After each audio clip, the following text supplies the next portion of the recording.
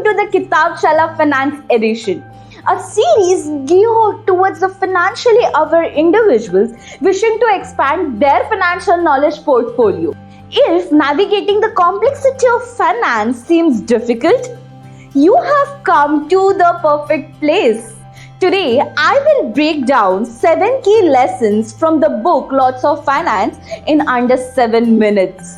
Liaquat Ahmad's book Lots of Finance, The Bankers Who Broke the World, transports the reader to the turbulent interwar era, notably from the end of World War I to the start of Great Depression.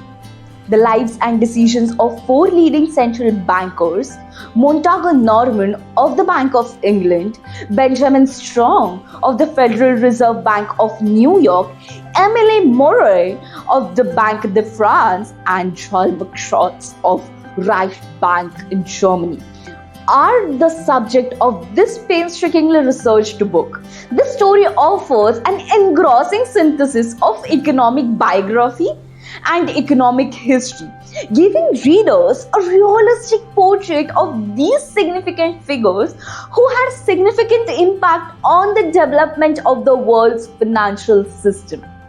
It explores their personalities, philosophies, and political pressure they encountered against the backdrop of the world that is changing quickly.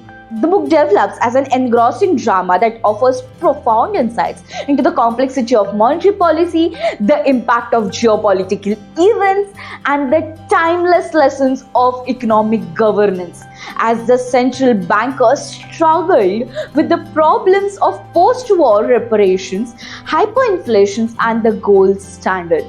Anyone interested in the interactions of historical expertise and gripping storytelling must read Lots of Finance because it is a masterful work that connects both the worlds. Here are 7 motivated lessons from this book. Lesson number 1. The gold standard. This book carefully examines the gold standard and its significant impact on the monetary policy of the interwar era. The book illustrates that although the gold standards offer some stability, it also placed considerable restrictions on decision makers. The gold standard limited the ability of central banks to react quickly to the economic crisis since currencies were tied to a set amount of gold. Especially during the Great Depression, this restriction frequently resulted in a deflationary pressures and economic downturns. The book also emphasizes how countries' commitment to the gold standard forced them to put maintaining exchange rate stability ahead of domestic priorities, which led to global economic imbalance. Lesson number 2. Economic interconnectedness. In 1929, American stock market crash had broad reverberations that crossed international boundaries and affected economics all across the world. The book emphasizes how nations are more susceptible to external economic events in a more globalized world, since economic problems in one country can shock others quickly. This emphasizes how very important international collaboration is, as countries have to cooperate to stabilize their economy and stop worsening of the global crisis. The book serves as a powerful reminder of how interdependence necessitates collaborative efforts to address economic challenges, a lesson that remains pertinent in today's interconnected global economy. Lesson number 3. Monetary policy challenges. It explores the many issues that central bankers must deal with, such as managing inflation, currency rate, and overall economic stability. The book demonstrates how difficult it was for central banks to achieve the right balance between promoting economic growth and preserving price stability. It illustrates the inherent difficulties of implementing monetary policy in a globalized world when trade, capital flows, and currency values cross international boundaries.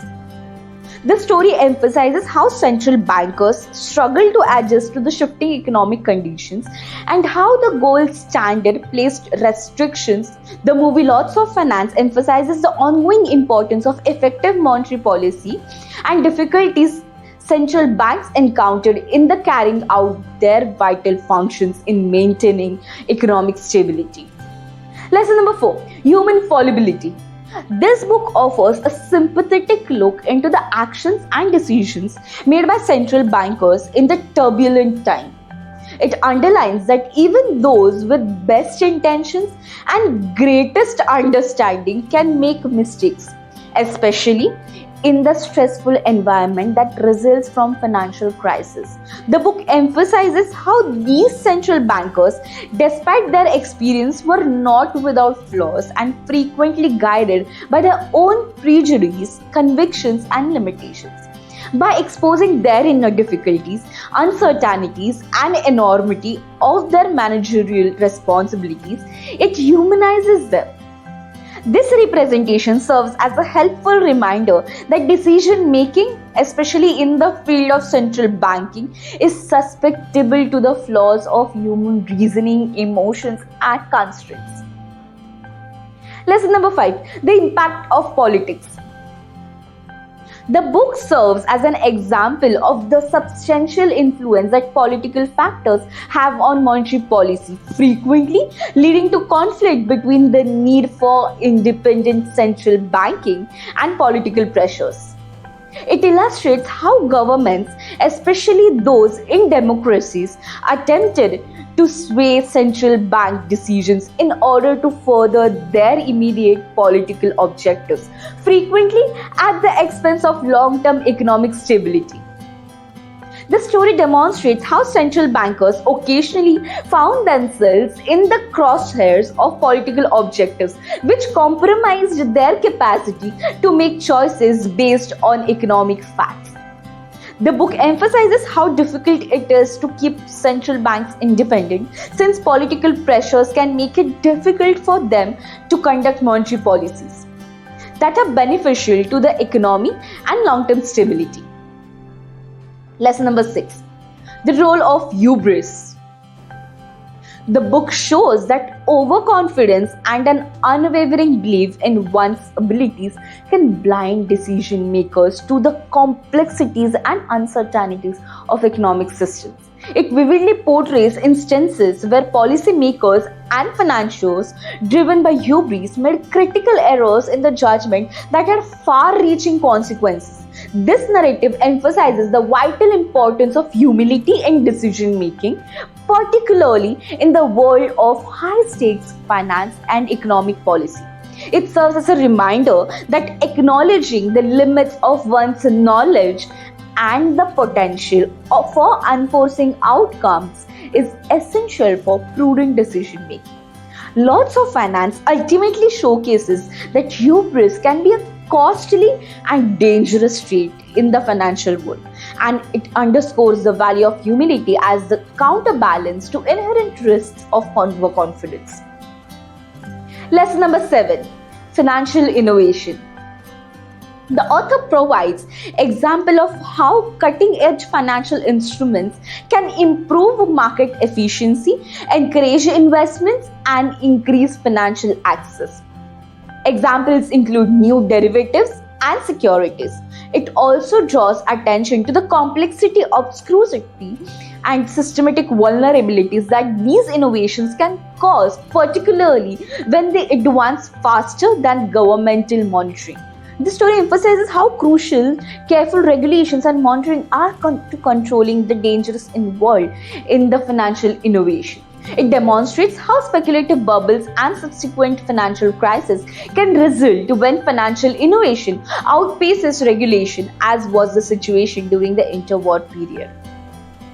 The book acts as a reminder of continuous requirement for watchful and flexible regulatory frameworks to achieve a balance between encouraging financial innovation and preserving economic stability.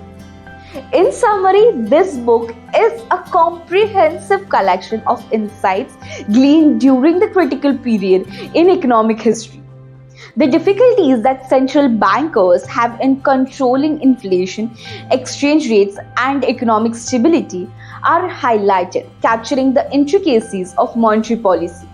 The book highlights the important role of the political factors play in central banking choices and demonstrates how carefully independence and political pressures must coexist. It advocates for humility in the decision making and warns against the risk of hubris and overconfidence among policymakers and bankers.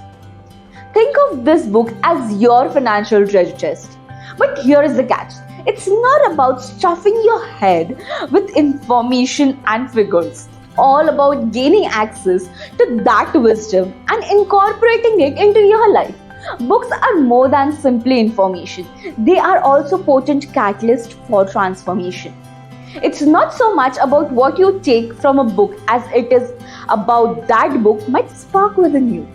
Now it's time to put these ideas into action and build a way to financial success.